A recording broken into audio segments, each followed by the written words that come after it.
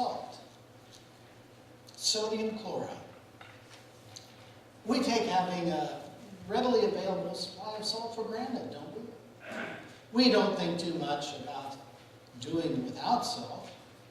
I mean, go to any home or restaurant and you will find a salt shaker on the table, free for anyone to use.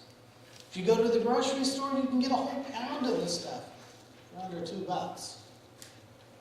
For us today, salt is abundant and cheap, but it was not always so. The history of salt is replete with conflict. And while it's hard for us to imagine today, for centuries, salt was a scarce and precious commodity. In some areas of the world, it was even used as currency.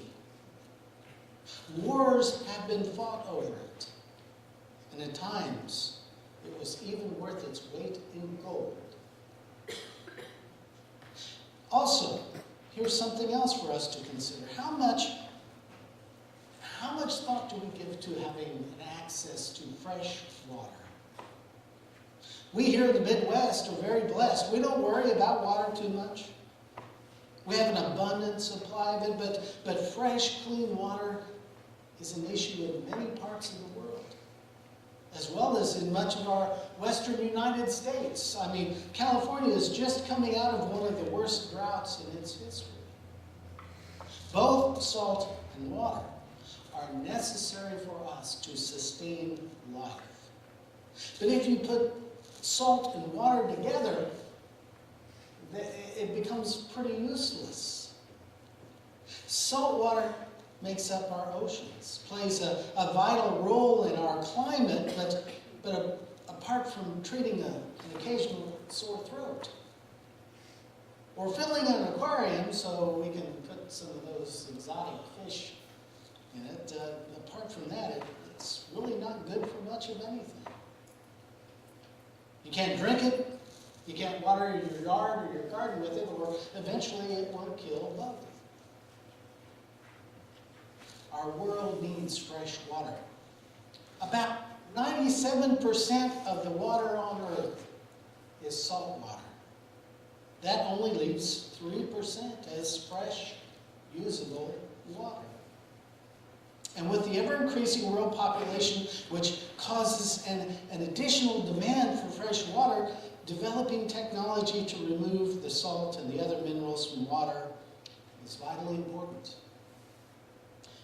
The filtering process used to remove salt from seawater is called desalinization. The byproduct of that process, though, does produce a usable commodity. More specifically, it is sea salt, which has become very popular of late with the highbrow gourmet crowd. Even though there's virtually no difference between salt that comes from a mine or from the ocean or salt that we can produce in a laboratory. You see, it's a basic chemical compound. NiCl on your periodic chart, I guess. Sodium chloride. But fresh water is a vital commodity. Salt is a vital commodity. Separately, both are not only useful, but they are essential for us to sustain life. But put them together and they're really not good for much of anything. And while this is true for water, though, Jesus tells us that it's a bad thing when it comes to his followers. Right in the middle of his Sermon on the Mount, Jesus looks over at his followers and proclaims, "You are the salt of the earth. But if the salt has lost its saltiness, how can it be made salty again? It is no longer good for anything except to be thrown out and trampled on by men." Salt was so valued not just for one use, but because it had so many different uses. And the point that Jesus was trying to make by relating his followers to salt is that those who honor God and strive to keep his commandments are just like salt. Salt permeates, enhances, and preserves everything that it comes in contact with. Salty Christians have the same effect on people and the culture around them.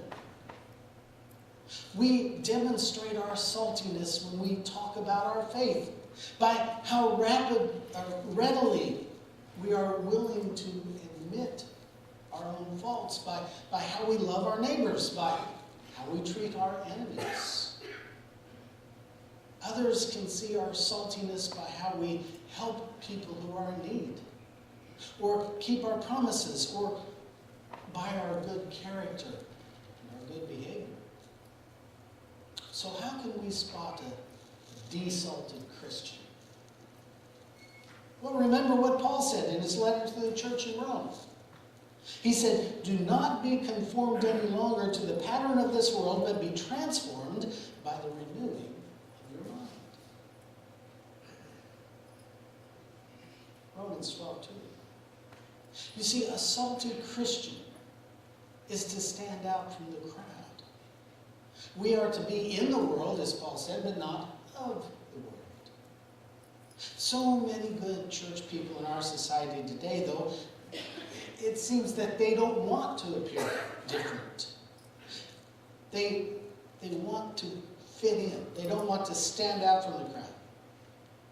But shouldn't there be a discernible difference between a true Christian and someone who does not profess to follow Jesus Christ? People on the outside should be able to look at one of us church folks and see that there is a difference. People need to see that how we act, how we treat other people, and how we spend our money is different from the people who do not claim Christ. You know, every business and organization is designed to produce a product. Isn't that true? To accomplish something.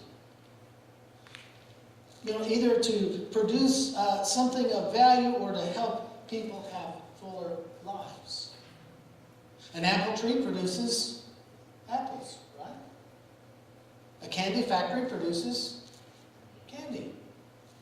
An organization like AA exists to help people overcome their addiction to alcohol.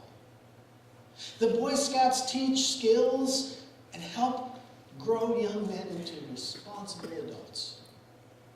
A church exists to nurture existing Christians, but it should also be producing new ones. Isn't that true? So how are we doing as a church in fulfilling our purpose?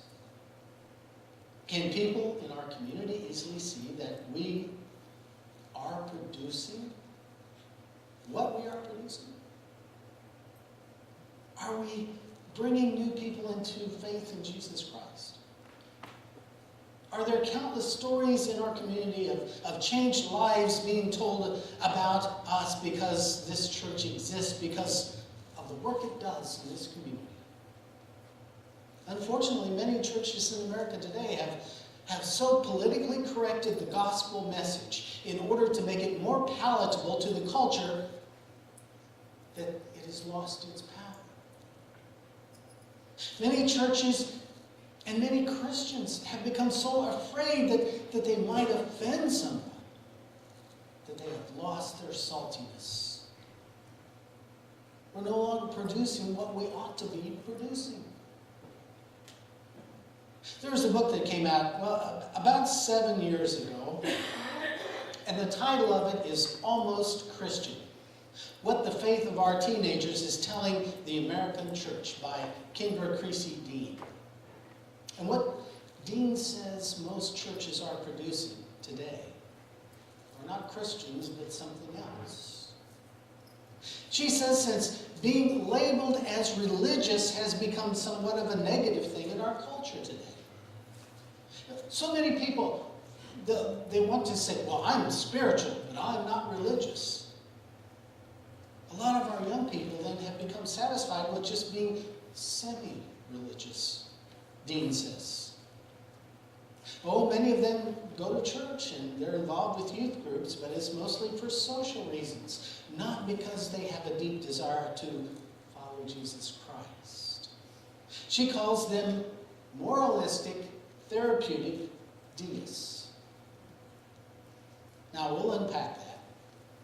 Other authors have also acknowledged this trend, and they've labeled these folks as cultural Christians. Let's break down what Dean says an almost Christian is. A moralistic, therapeutic deist. Moralistic means a person who follows the rules, right? Therapeutic means people are receiving positive reinforcement that makes them feel good about themselves. Being a deist means they believe in a higher power, but not necessarily the God revealed to us in Scripture.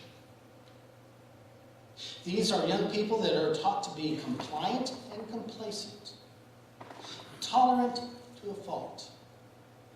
They are taught the purpose of worship is to give them a feel-good experience, and that they should always feel good about themselves, no matter what. Self-esteem is placed above truth and accomplishment. God is not a personal God that is involved in their everyday lives, or a God that they have a personal relationship with. Dean suggests these people have become the way that they are because of what we older Christians have taught them. Because we haven't always done a very good job of teaching authentic Christianity. These are Christians that I believe Jesus would say have lost their saltiness. They're not seasoning the culture around them. They're not even seasoning the people around them. This is one of the temptations you see that we must deal with as Christians, the desire to be just like everyone else. Aren't we supposed to be different? Aren't we supposed to stick out from the crowd? And that may not always be comfortable. But this is one of the reasons that I was involved in the Walk to Emmaus movement, where we moved from, because one of the main objectives of the Walk to Emmaus retreat weekends is that they seek to help Christians regain their saltiness. It's to remind them of what they believe and why they believe it, to help them to remember who they are and what their responsibilities are as a follower of Jesus Christ. The fact is, the Christian life is a struggle. And for people to stay salty in a culture that is constantly trying to desalinize them and water down the Christian faith and message, it's a struggle. The point of the Sermon on the Mount, with its call for Christians to be salt and light, is to show us a pattern for living in God's world so that we might be the example that others need. Jesus was also trying to point out our need for God's oversight in our own lives, to show us the depth of our brokenness and our lack of saltiness. We need God's law to give us boundaries and guide us. Why? So that we might have our saltiness constantly renewed by Christ. And what are some of the things that we can do to maintain our saltiness, or in some cases to regain our saltiness? Well, by attending church regularly, by hearing the gospel preached and reading and meditating on God's word, by receiving the forgiveness that God offers to us and then in turn forgiving others, by participating in and receiving the sacraments of the church, by connecting with other Christians in worship and fellowship, and by participating with other Christians in mission work and outreach and reaching out to the people of our community. Let me close with these words from theologian Henry Newman, who writes these words. To be a witness for God is to be a living sign of God's presence in the world. What we live is more important than what we say, because the right way of living always leads to the right way of speaking. When we forgive our neighbors from our hearts speak forgiving words. When we are grateful, we will speak grateful words. When we are hopeful and joyful, we will speak hopeful and joyful words. When our words come too soon, and we are not yet living out what we are saying, we easily give a double message. Giving double messages, one with our words and another with our actions, makes us hypocrites. May our lives give us the right words, and may our words lead us to the right life. The truth is that none of us can stay as salty as we ought to be, especially on our own. The point of the Sermon on the Mount is to remind us that it's very important at times to just step back and evaluate ourselves, our conduct, the way we are living. Can the people around us easily see and identify us as a follower of Christ?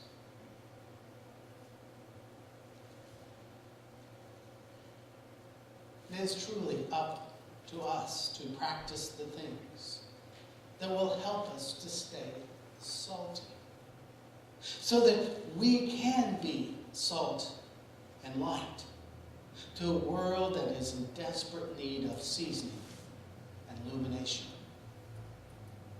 Let's be sure that we are seasoning the people around us and leave no doubt in their minds that we are a genuine follower of Jesus Christ. Let's pray. Loving God, we thank you for your words that guide us. Lord, help us to evaluate how we are living our lives each and every day. Point out the areas where we have lost